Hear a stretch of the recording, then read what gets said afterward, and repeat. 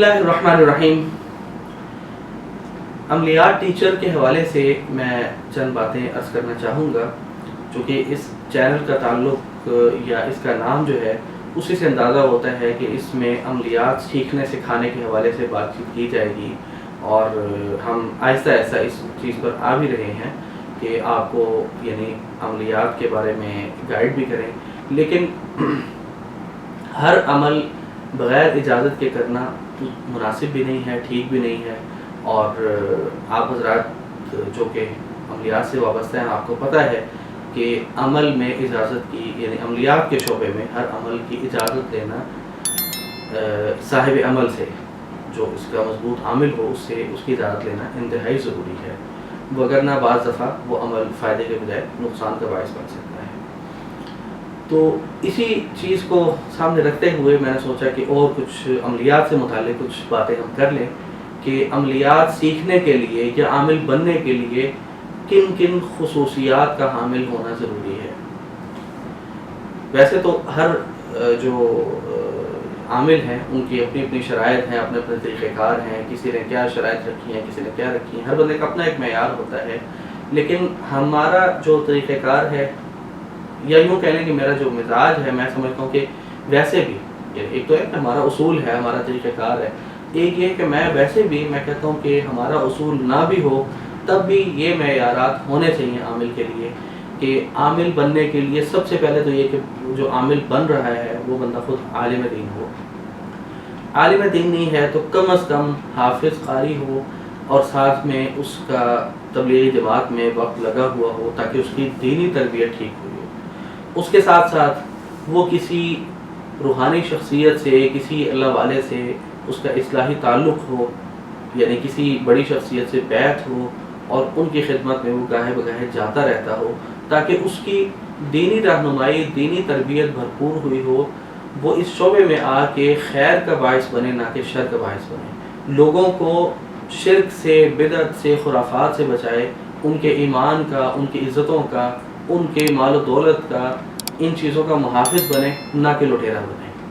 کیونکہ اس شعبے سے جتنا خیر پھیل سکتا ہے اتنا شر بھی پھیل سکتا ہے. لوگ آتے ہیں اپنی پریشانی میں، لوگ آتے ہیں اپنے مصیبتوں کے مارے ہوئے، اور اگر کوئی غیر تربیت یافتہ، کوئی کمزور عقیدے کا بندہ، کوئی کمزور تربیت والا بندہ اگر آگے بیٹھا ہوگا اور وہ لوگ اس کے ہتھے چڑھ دیں گے تو نتیجہ کیا نکلے گا کہ وہ یا پیسہ لوٹے گا، یا ایمان پر ڈاکہ ڈلے گا، یا خدا نخواستہ کوئی اور ناخوشگوار صورتحال پیدا ہو جائے گی، جو کہ ہمارے اس معاشرے میں ہر آئے دن کوئی نہ کوئی بات سامنے سننے کو مل جاتی ہے. تو اس لیے میں یہ سمجھتا ہوں کہ بنیادی شرط یہ ہے کہ بندہ خود عالم دین ہوگا، اس کی دینی تربیت ٹھیک ہوگی، دینی شعور اس کے پاس ہوگا، تو وہ کم از کم اتنا ضرور کرے گا کہ لوگوں کے عقائد خراب ہونے سے بچائے گا، لوگوں کو گمراہ ہونے سے بچا لے گا. یہ بنیادی شرط ہے.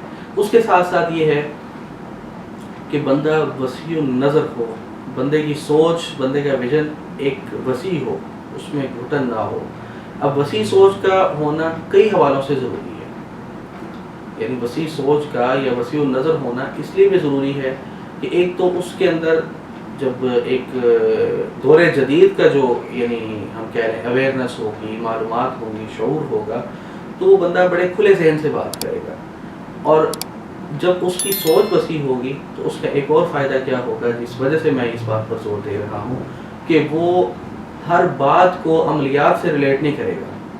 اب ایک بندہ ہے، اس کا کاروبار نہیں چل رہا، تو وہ خالی یعنی ایک محدود سوچ کا آدمی ہوگا اور عملیات سیکھ لے گا تو وہ ہر بات کو لا کے عملیات سے جوڑے گا. کاروبار نہیں چل رہا، تمہارے پر بندش ہے، بیماری تکلیف آئی ہے، تم پر جادو ہے، تمہاری گاڑی ایکسیڈنٹ ہوئی، جنات میں گھر ہے. لیکن جو وسیع سوچ کا آدمی ہوگا، جس کی سوچ، جس کا ویژن ذرا یعنی کہ کلیئر ہوگا، جس کی سوچ وسیع ہوگی، وہ کیا کہے گا، وہ سب سے پہلے ظاہری حالات اور اسباب کا جائزہ لے گا. بھائی کاروبار نہیں چل رہا تو آج کل ملکی حالات بھی ٹھیک نہیں ہے. کاروبار نہیں چل رہا تو ہو سکتا ہے آپ جو چیز بیچنے نکلے ہیں اس کا ریٹ ہی آپ زیادہ مانگ رہے ہیں. اب میرے پاس ایک کیس آیا کچھ عرصہ پہلے، تو ایک محترمہ نے کہا کہ جی ہمارا گھر نہیں سیل ہوگا، تو ہمارے گھر پر کسی نے بندش کی ہے. آتے ہی انہوں نے پوچھا نہیں، مجھے آگے بتایا کہ میرے گھر پر بندش ہے. میں نے کہا جی ٹھیک ہے جی. میں نے کہا جی آپ کو کس نے کہا کہ جی میرا 3 سال سے گھر سیل کر رہی ہوں، اچھی جگہ پر ہے، گھر بھی ٹھیک ہے، اور وہ گھر میں نے خود بھی دیکھا. تو کہتی کہ جی گھر سیل نہیں ہو رہا. تو میں نے کہا جی آپ اس کے پیسے کتنے مانگ رہی ہیں؟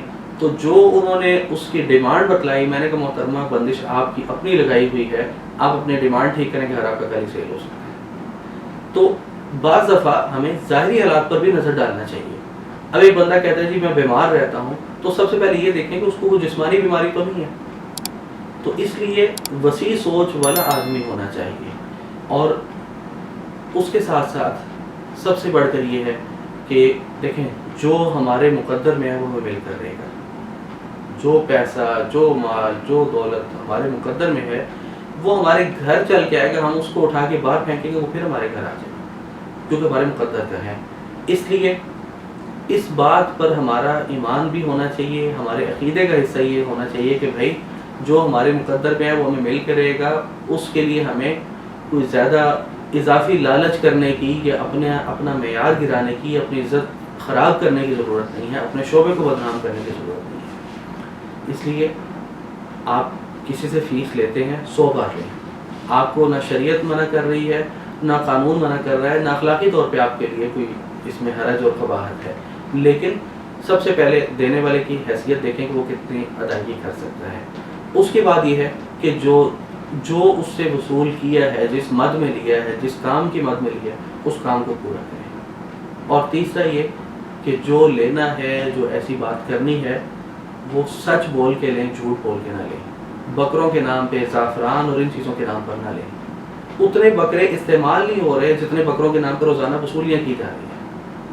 ہر عمل یا ہر مریض ایسا نہیں ہے جس کے لیے بکرے کا عمل کیا جائے. بکرے کا عمل موجود ہے، ہم بھی کرتے ہیں، لیکن وہ سال میں ایک آدھ مریض ایسا ہوگا یا 6 مہینے میں ایسا کوئی مریض ہوگا جس کے لیے بکرے والا عمل کرنا پڑے. روز نہ عامل کے پاس اتنا ٹائم ہوتا ہے کہ وہ روز بکرے ذبح کرائے اور اس پر وہ کرے، کافی ٹائم لیتا ہے وہ. تو اس لیے میری آپ حضرات سے ایک گزارش ہے کہ آپ میں سے جو بھائی، جو ساتھی عملیات کر رہے ہیں، جو ساتھی اس شعبے سے وابستہ ہیں، وہ ان تمام چیزوں کا خیال رکھیں. کیونکہ لوگ پہلے ہی اہل حق سے دور بھاگ رہے ہیں. اس شعبے کے حوالے سے لوگ پہلے ہی اہل حق کے بارے میں یہ سمجھتے ہیں کہ شاید ان کو عملیات کا کچھ نہیں پتہ. عملیات کرنا یا یہ تعویذ دھاگا کرنا یہ کچھ اور لوگوں کا کام ہے جو کہ ہمارے ایمان کے دشمن ہیں.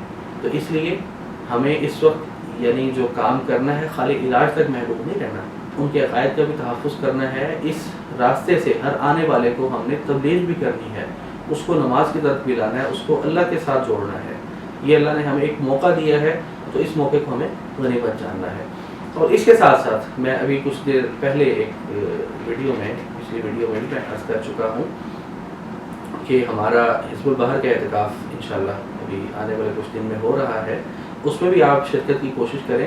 اس میں بھی ہم عملیات سے متعلق آپ کے ساتھ بہت ساری مفید گفتگو کریں گے. ہمارے اور بھی ساتھی وہاں پر موجود ہوں گے.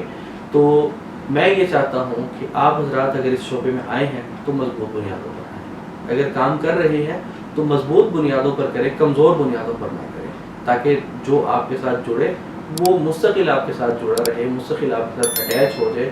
اس کا فائدہ کیا ہوگا؟ ایک تو یہ کہ لوگ آپ پر اعتماد کریں گے.